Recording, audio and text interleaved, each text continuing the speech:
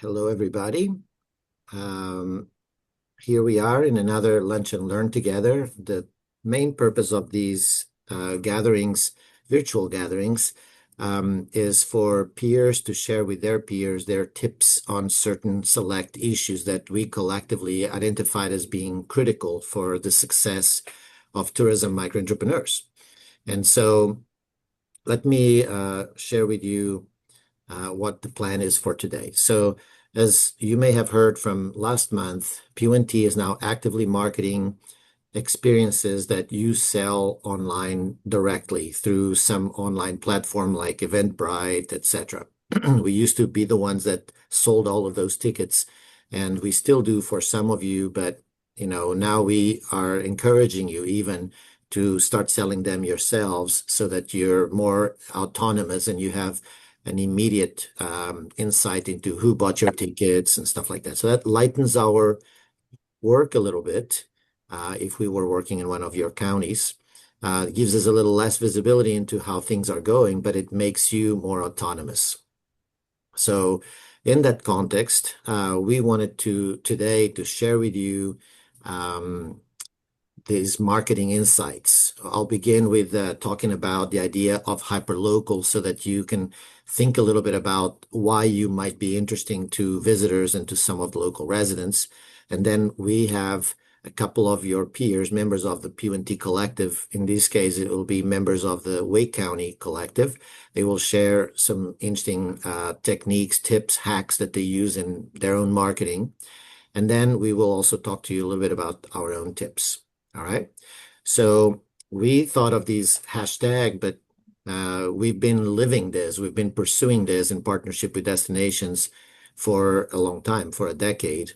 And why have we done that? We've noticed that the market wants it. They want genuine, place-based experiences that reveal like the unique character of the places they visit. And especially since the pandemic, tourists also want to like learn and grow from tourism. They're more purposeful about their travel. Maybe not all of them, and maybe not all of the time, but more so than ever before. Tourists are starting to really put their money into this type of thing and put this pressure on themselves to have these genuine and transformational experiences. And then the local residents are also awakening to this notion that you can't take their community for granted, that they want to learn about the community, the real people that make their community special, and so they are buying these experiences. And both the tourists and the locals, they want to support the grassroots entrepreneurial base of the host community. They know that they can't just like order on Amazon and pursue convenience and pseudo events and travel to Disney and to Myrtle Beach. They want to support people through their travel, through their consumption. So basically, your uniqueness, your unscripted life stories and passions are your strength. You don't need to polish yourself to be tourism ready. That was like a textbook thing in tourism planning was get the supply tourism ready. Well, that's out the window. And it's about time too. Good riddance of that industry desire to script you and to train you to fit into this polished, standardized model of tourism. Now it's time for you to be genuine, passionate, transparent about what you care about, and just put it out there. Okay. And we've been working with you on that. And we've been carefully diligent to seek the input of people that buy your experiences to find out if how they react to what you've been doing. And generally, it's really positive. And here, I have some screenshots. The PDF will be available on peoplefirsttourism.com/toolkit. So you'll be able to read these carefully. Some of you are the ones referred in this feedback. And you can see, like, as we analyze really carefully, residents that take your events, they really focus their feedback very much on how they love connecting with genuine locals. And the visitors in our analysis was only 16% of them are doing that. But they don't even look sometimes about the guide. They also talk about when they visit, they do these events where some of the participants are locals. They really like that, to feel like they're doing something that the locals do. And we have some data as well from Rutherford County. Some of you are from there. You can see how they talk about the small group, the intimate connection, people from their community, and many others that are from outside. And even from Joko, we have worked there for a long time. And we also have some of these insight data. They are commenting on how the guides, the entrepreneurs are pleasant, knowledgeable, passionate, authentic. So you can see that this data substantiates my introductory comment. All right. Um, so then the other thing we've noticed is that many destinations are trying to do this to sell hyperlocal experiences. And generally they are failing. The example I have from the bad acts is that you can look at like Airbnb experiences or TripAdvisor experiences and see some of these things that are pretending to be locals. Like you can see on the bottom left how Jesse is a local host, and then the description, if you look into it, this is actually a franchise with businesses all over the country. And if you look at their business in like Chicago, they have another fake local that is supposedly passionate about axe throwing and really good at it, etc.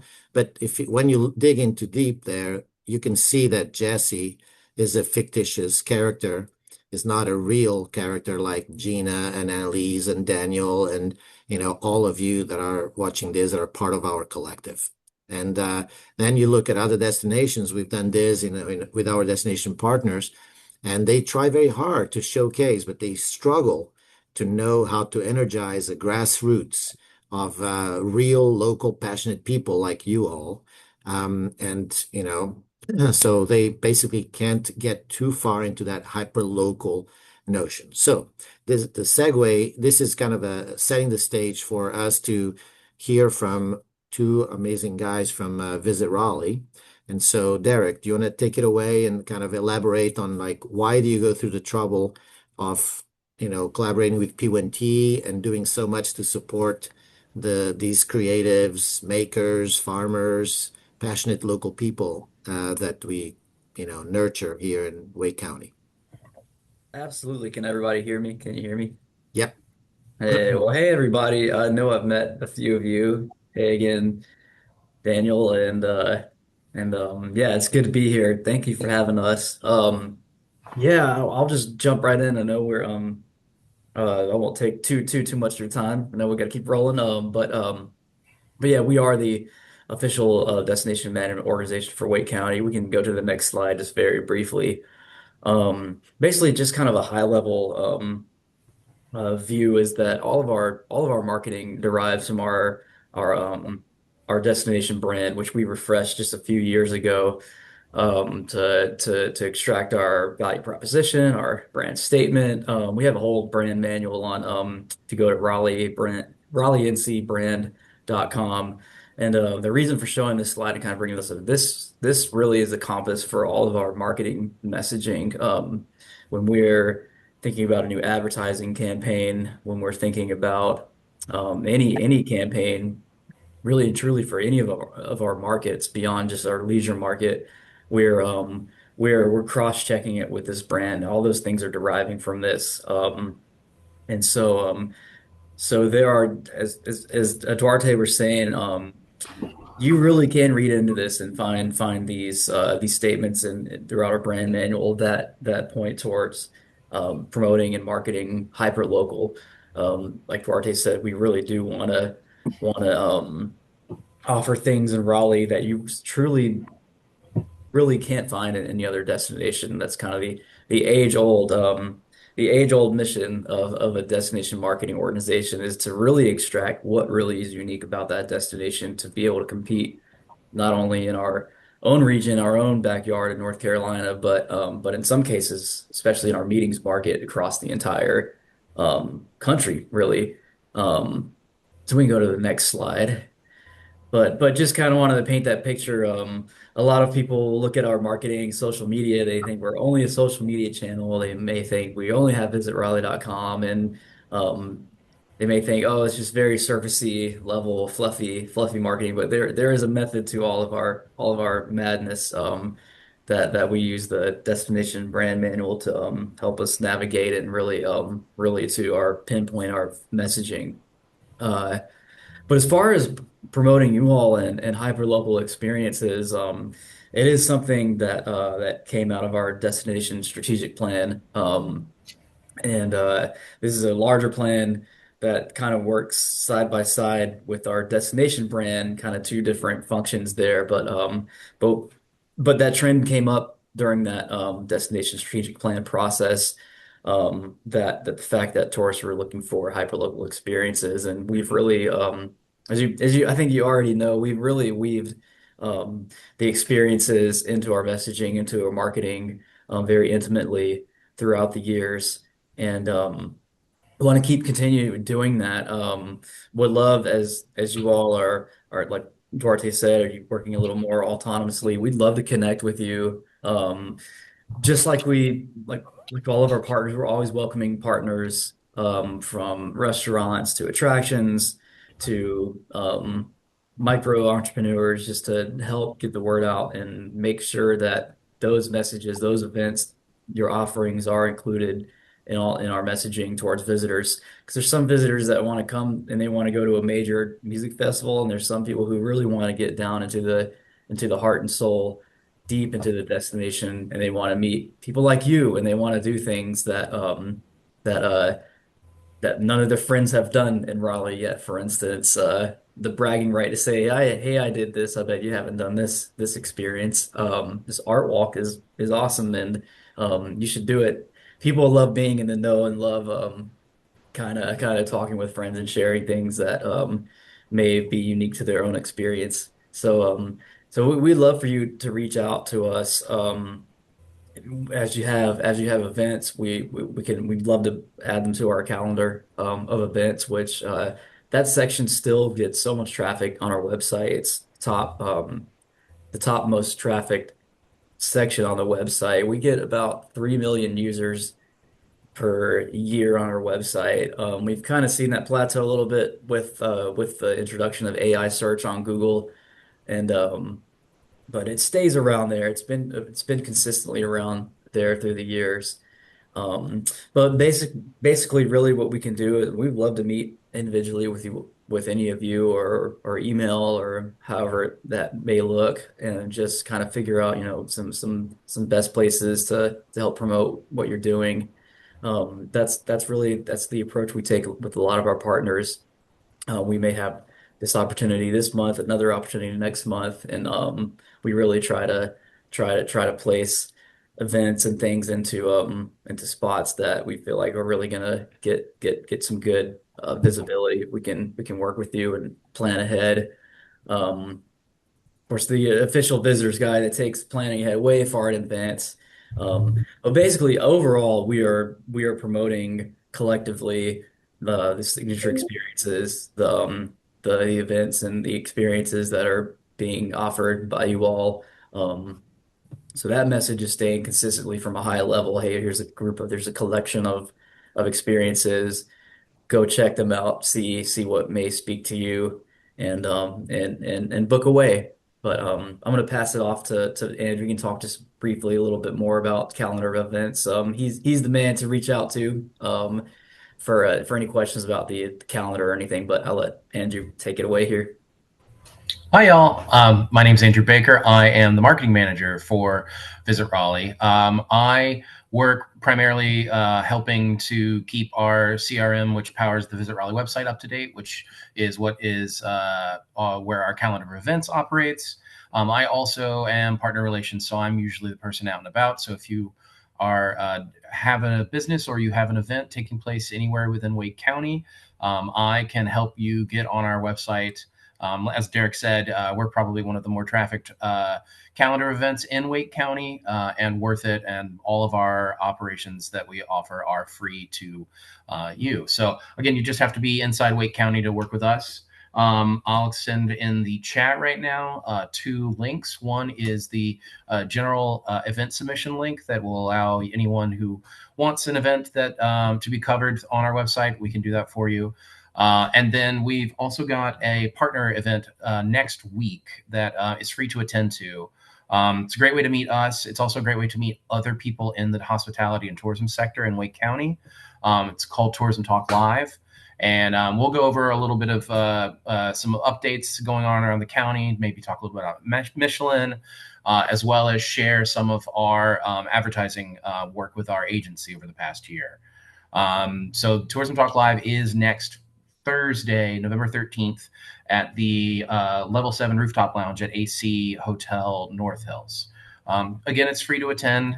Please come out. I'll be there all day or all morning, just kind of helping get people get in and MC for that.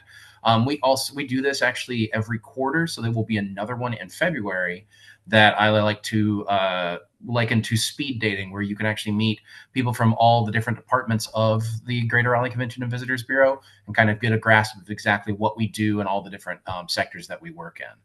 I see Derek actually put on the slide here. We also have our annual meeting. That is our big meeting we have every August to talk about how our previous year of tourism in Wake County went.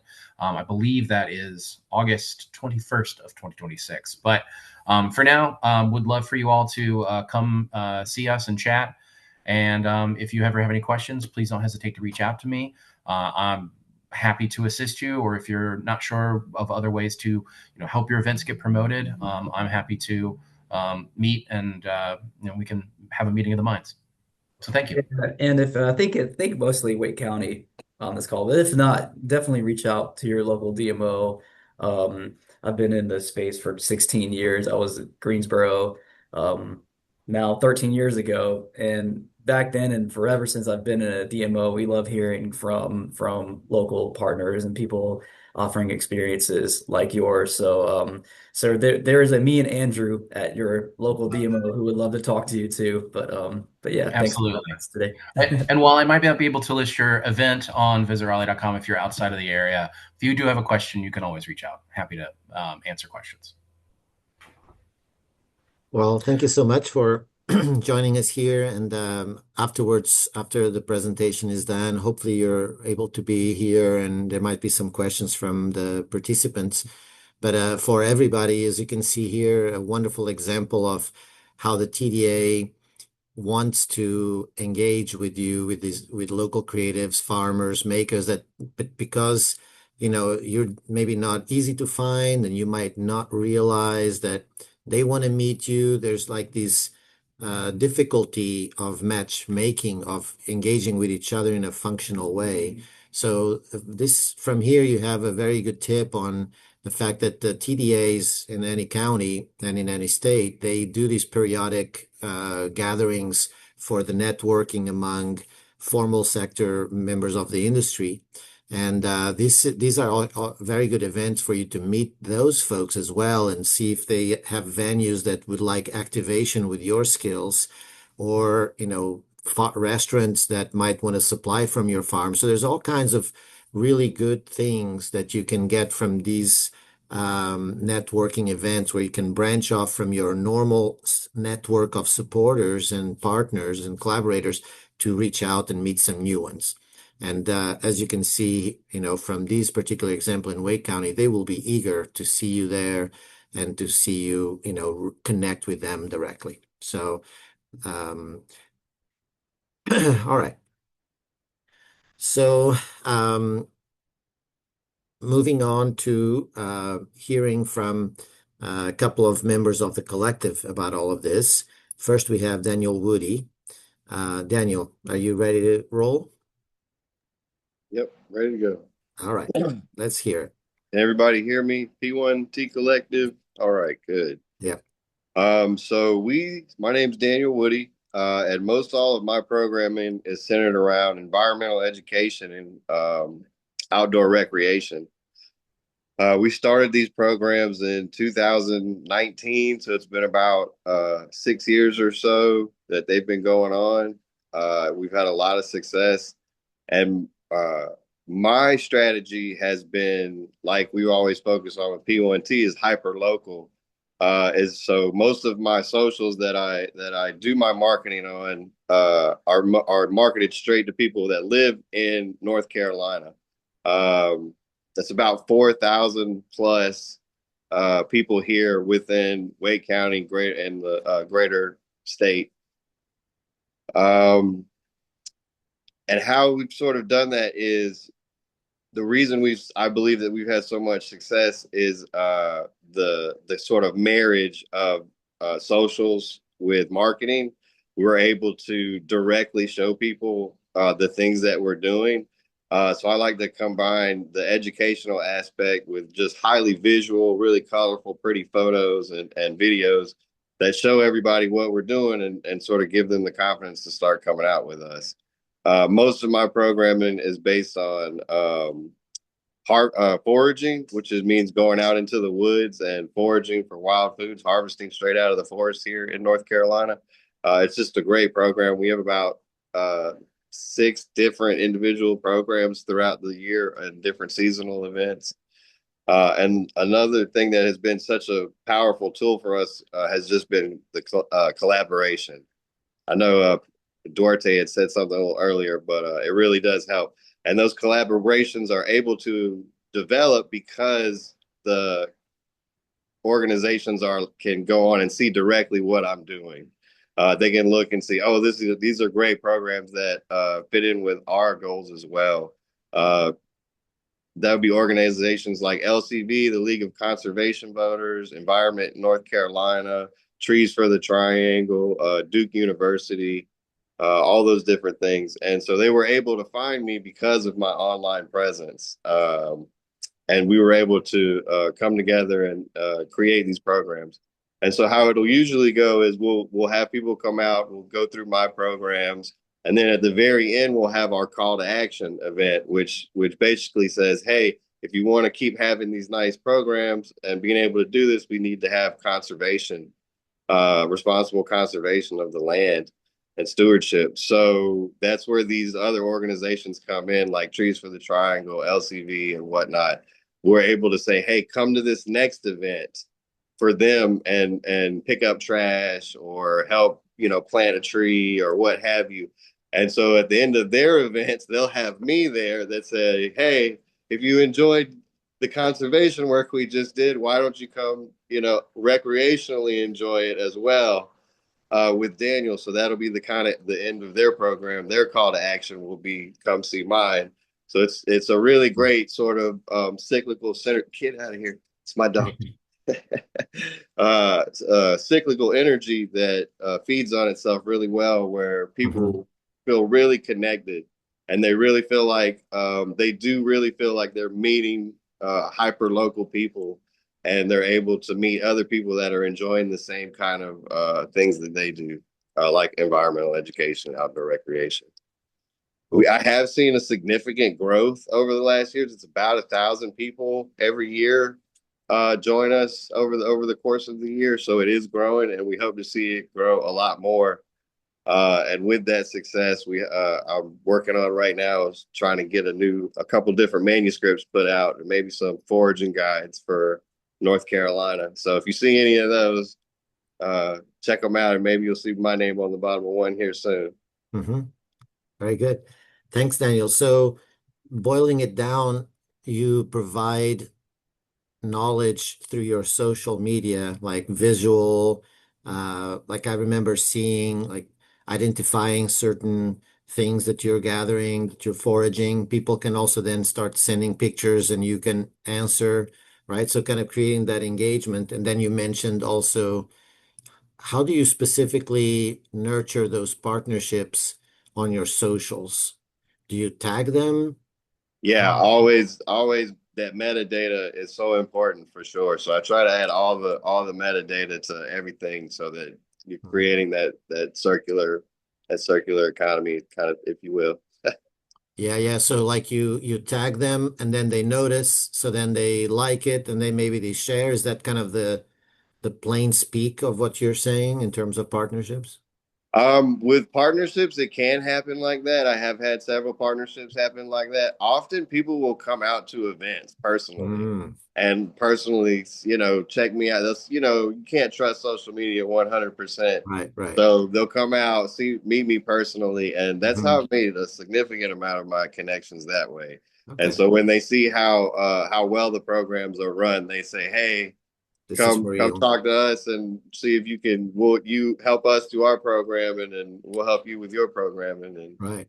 yeah, So social media helps you reach out beyond your current network of partners. They get a little visibility, and then generally they join one of your programs to verify the quality of what you do, etc. But the socials is the first way sometimes for people to hear about you, and then they follow up. Okay, cool.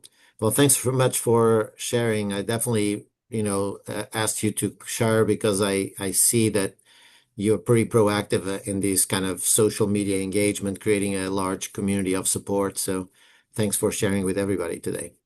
thank you guys. All right. So next we have Annalise. Annalise, the floor is yours. Hi, is it possible for me to share my screen or not? I don't think it's easy, yeah, because then we Okay, would have to no get out of worries. here. Sorry. All right. Hi, everyone. I'm Annalise, your conduit for change. I'm an integrative life and leadership coach. I'm an author. I'm an artist. I am a minister, do weddings. I have 3 websites. So here's my business card for Conduit for Change. I was going to show you my website, but there it is. Lots of little words on this cute little thing. And my book, From Chaos to Calm, Leading Change from the Inside Out. 33 pages about how to navigate life and change through the creative process. Mhm.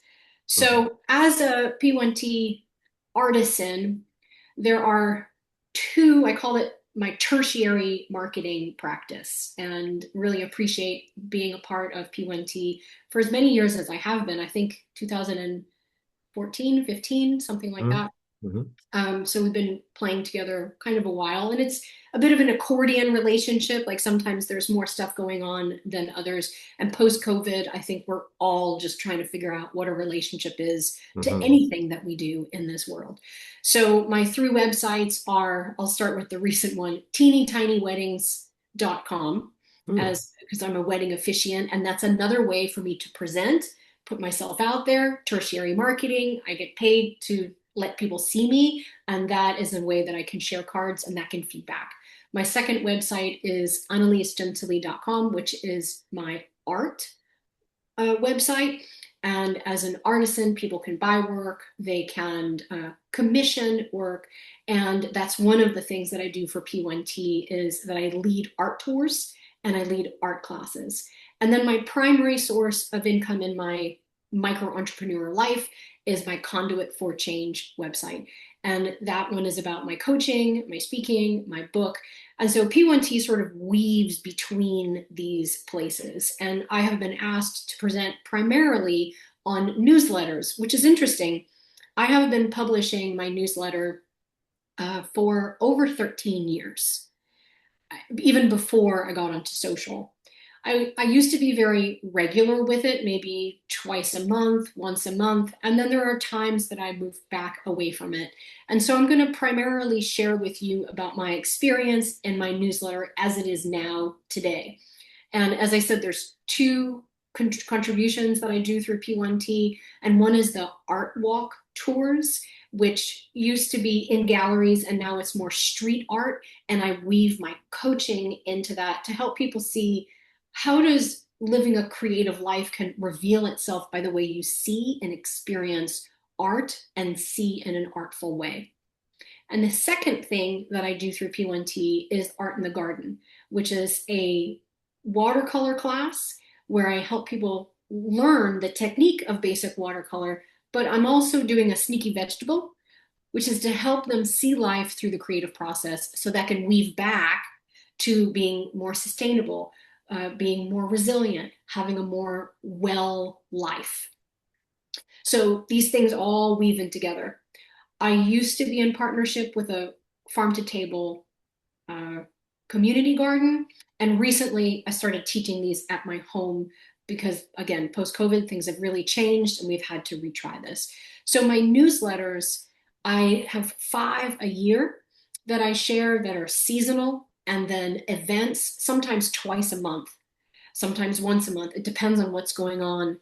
And I have noticed recently in doing a survey that 60% of, I'd say about, I have a 40 to 60% open rate, which is very unusual for newsletters. Normally people are like 3%, 5%, 10%, but I have a higher open rate. I'm very mindful about what I send people. I'm not giving them stuff that they don't need. I'm really thinking about who are they? I know my clients. They're overwhelmed. Stress, overwhelm, grief is high in their world. And so I want to give them something that's creative, something that's thoughtful, something that is useful in their life. I've recently learned in this survey that about 10% transfer into a conversion or less into clients, but it's a great way to cross-pollinate. So for instance, through an art in the garden that I did 7 years ago, and someone got on my newsletter, I got a speaking engagement that was $3,000 to speak at a bank about staff wellness using the creative process. So like that's a really good example of how P1t has worked for me in the past. There have been several like this at various price points, but I did want to share that. What surprised me about this survey recently is that 67% loved my content. They found it very interesting and useful. However, the same 67 said that they would not pay for a subscription or are willing to sponsor. Now, when I do my newsletters, they're pretty labor intensive because I make sure that it is not crap. It's thoughtful, it's useful, I make videos, and it takes time for me to do that. So that was a little bit sad for me to find out. So I'm not sure how much I'm going to be doing nowadays for that, because sometimes it translates and sometimes it doesn't, and I'm still trying to figure it out. I think I see too many people with thousands and thousands and thousands of unread emails in their email box, and that's just, it's insane. So I'm not sure how to reach them, but this is the way it has worked in the past. When I do write, I write useful, I put in videos, I make sure that it's personal, that people are connecting with me, they're connecting with the material, and I lead from that place of uncertainty rules and creativity and chaos. They lie in the same place. Like creativity lies at the edge of chaos. And in a time of uncertainty, people like me, I should be out there. People should know about me. I have the goods to help them through this. So I keep trying new things, you know, the wet paper towel at the wall, to try to see, can they find me? Can they utilize me? Can they find a way to put me into their work life and their business? So recently I'm pitching a new class, and Jamie is helping me with that, where I'm partnering, not really partnering with a restaurant, to be honest with you. I'm just going to show up. I'm showing up at a restaurant with people that I'm advertising through P1t on a day when they're slow, to help bring business into their space and to help cross-pollinate. Because in the winter, I can't have people in my home. It's not big enough. It's too cold outside. So partnerships are really important. And even if they aren't on board yet, I'm still looking for those places that it's kind of a win-win, even if they don't understand it yet. Because I always have an idea about how things are going to work before they do. And sometimes you just have to show them and be a little bit brave. Mhm. Wow, thank you so much, Annalise. Welcome. So a person that receives your inspiring nuggets, it's kind of really nice to get these, account from you. It seems that you've been steady over a long period of time, gradually building organically that list of subscribers. You try to be intimate. You also in personal, so that maybe you have a higher open rate. And then I see, from your comments that triage, you need to be careful to not put time into a lot of things that don't have a return on your investment. And so you're keeping an eye on these particular activity to see if it's worth it, because that is probably the secret to a stable livelihood and a meaningful life and an impactful life, which you seek from your words, obviously. And I know you do personally.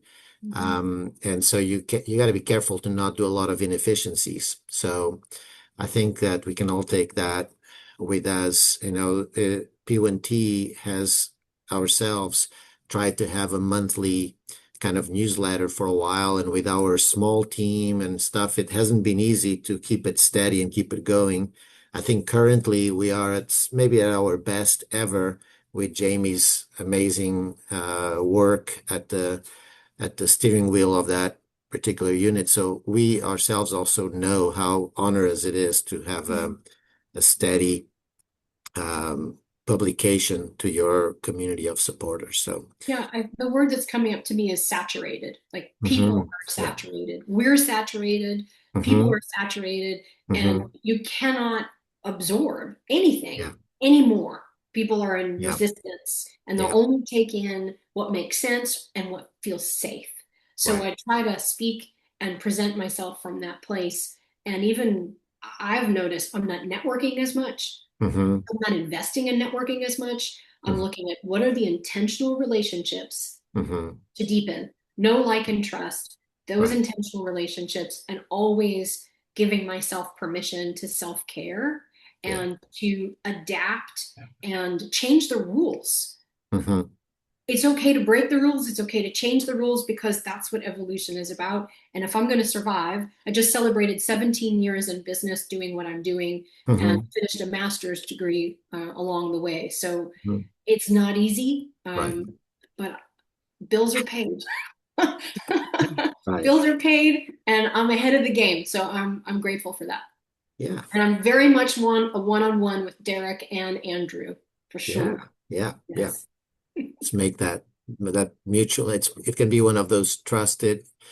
We should all seek these trusted, mutually beneficial relationships, with each other, among peers, and also with these organizations that are set up also to support you because they need you. All right. You all should sign up for my next art class. Um, the Yes. new one that I'm pitching on wine regions, and then we can chit chat and Over wine. It'll be a over very wine. smart chat. Yeah. All right, great. Thank you. Well, let's give Jamie a little bit of time here to share how our team has been, trying to get more reach for your events. Jamie, do you want to jump in? hmm Hi, everyone. For those who don't know me and weren't here last time, I'm Jamie Feder, and I take care of all kinds of operational tasks for P1t. And today I'll be covering P1t's method of marketing and remarketing events, so we can show you both what's worked for us and what you can do all on your own. And we'll start with Facebook. Uh, Also, good things is being recorded because I'm really going to have to fly through it all to get it all in. So apologies in advance, but yeah.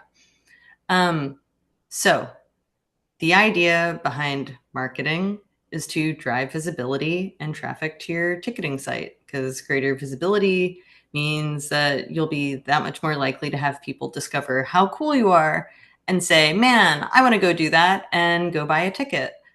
So to do that with Facebook, like we do, you need the basics. Um, One, a Facebook page for your business, and it's totally free to create one. Once you're on your Facebook page, you can create new events for upcoming experiences, and that's also free. And when you create your event, you'll be able to add co-hosts, and that gives the co-host shared management access and visibility. They'll have the ability to display the event on their page, like their own page, and that way you can expand the event's reach, and that's also free. And then I guess, yeah, also do make sure to publish your event with enough time in front of it for it to be noticed and for people to buy tickets. And you might have noticed P1t tries to put our events up on Facebook about like a month and a half before the event itself. That's worked for us beautifully. And then once the event's published, you then have the option to boost your event. And that means paying to promote it, like beyond your current followers. So your event does need to be public, by the way, not private in order to do that. And that's just how you reach more people and how you drive up ticket sales and increase overall engagement with you and your site, and then how you promote to past attendees too. So once you're on the event page, it'll give you the option in multiple places to boost the event. Like Meta really wants you to do this, of course. So when you click on that button, a pop-up ad setup window opens, and that's where you can choose all your ad settings. And you'll be able to review how the ad will appear aesthetically, but we don't really mess with that too much. We just make sure we start off with a good photo for the ad in the first place, and you're just like usually all set from there. So when you scroll down to the audience section, we typically select like 99% of the time the option for people who like our page and people similar to them. And you'll see that in the little screenshot. And then we changed the preset range of Raleigh and the surrounding 50 miles to Raleigh plus 30 just to rein in the targeting a bit. And then from there, you can set your budget and the campaign's duration. So we'll put about $70 on each ad, and we try to run them about a week out, and it'll finish, the day the event starts. And from what I've seen, these ads can pick up anywhere from 1 to like 6,000 views, and we usually get between 2 and 4 ticket sales out of them, which isn't insignificant. And note in the last screenshot here that we turn off Advantage Plus placements and deselect Instagram ads because we found our money to be like far less effective on Instagram, but that isn't the case for everyone. And we also turn on Metapixel, and that's just like a small piece of tracking code that we add to our website to measure the ad's performance, and it helps us also understand how people interact with the site after they click on our Facebook ads. And by the way, if you're interested in learning how to do any of this or like diving more in depth, like please feel free to contact us directly. I know I'm really just flying through it. And then we can go to the next slide. All right. Everything I just explained is a marketing method, and marketing you can think of as a way to attract new people who don't know about you and your events yet. So now I'm going to jump into some remarketing approaches. And the goal here is to re-engage people who've already interacted with you, already know you, and basically when people sign up for P1t events, we collect their emails. It's one of the most valuable pieces of information that you can grab hold of. And you can do this a pile of different ways, but a super simple way to keep track of them is to keep a running Google sheet, and we just put like, purchasers' names and their email addresses right next to it on it. And with those emails that you can create from those addresses, you can send out newsletters about new events you have and have a link to buy tickets on there, or send out those "we miss you" emails or "tickets still available" emails, things like that. And your tone can be very warm in these messages if you'd like. These are people who have visited your site already. They've clicked an ad, they've attended a past event, so they're already familiar with you, so you can be familiar with them. And all of that can be done using just regular old email, but do make sure to not just throw all the email addresses you've collected into the main to field and go, because it's pretty important to preserve the privacy of your followers. And I usually just put my personal email in the main recipient field and then BCC the rest of the recipients. And then there's another option to use MailChimp if your email list exceeds 50 emails, or if you want to send out a more formatted email campaign. And it's pretty easy to use. And I mean, I like it a lot, and it's free up to 500 contacts, which is nice. And what's cool too is it gives you that option to duplicate the last campaign you ran. So you can just use that formatting for a new campaign and replace the context for each topic. And MailChimp nicely also gives people on your email list the option to unsubscribe. So that's also kind of a overall best practice thing. And now I can hand it back to Duarte. Thank you, Jamie. Awesome, that you were able to be here sharing with us these granular tips. Often we get generalities, but you just jumped in, gave us all these actionable stuff. And you're right, we'll have to like replay this in slow-mo so we can keep up with all of those things. But the purpose of these kind of gatherings is to get these kind of actionable knowledge. And you can see just how much pain Jamie has, because this is the tip of the iceberg of the magic she makes in the background behind the curtain to get, lots of engagement with your events. So do reach out to P1t, info@peoplefirstourism.com, right? Mm-hmm. And we or directly. Everyone should have my email at this point. by I just now, yeah. one. Yeah. And so we'll do our best to address your particular question. Um, So, essentially, what I would like to leave you today is that we only end up getting or improving those things that we measure. And so here are a list of things that we've been measuring to try to understand how well your experiences are doing, how well we are doing at bringing visibility to them. So take a look at that. But I'll show you here how we put it into action. This is actually from Rutherford County from the second and third quarters, and we measure on Google Analytics how many eyeballs looked at your experiences. And the ones that don't get very many eyeballs, we wonder why. We haven't done our job to draw attention to it, to that event. Then another thing we look at is the the ratio between tickets sold and the number of people that looked at your website or at the event web page we create for your experience. And then, you can see there kind of in green the conversion rates that are a little bit kind of to be expected. And we see that some that are very, very low. So if you have an event and you don't have a lot of tickets, we can look at how many people looked at the event and see that a lot of people are looking, but they're not buying. So could that be the time of the week? Could it be the price? So we can go down the variables that we have access to try to identify what needs to be tweaked so you can get a higher sale rate.